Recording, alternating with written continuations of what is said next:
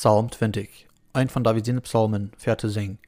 Möcht der Herr die antworten, wann du in Verlegenheit bist. Möcht Jakob sein Gott, sein Namen die Hecher hören. Möcht er die im Heiligtum Halb schenken, in die Zion beistehen. Möcht er an all deine Opfer denken, in dem Brandopfer annehmen. Möcht er die schenken, was ihn hat verlangt, in alles dir legen lassen, was du planst.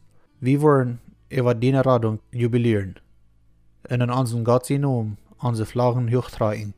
Möcht der Herr die alles geben, was du beten lässt. Nu weet ik dat der Herr zijn Gesalbten helpt. Hij wordt uit zijn heiligen Himmel, durch seine radende Kraft in uit zijn rechterhand antworten. Einige verlassen sich auf ihre Wege, einige auf ihre Pied. Aber wir haben uns Vertrauen auf Gott, unseren Herrn. Wir müssen sich beugen und sind gefallen.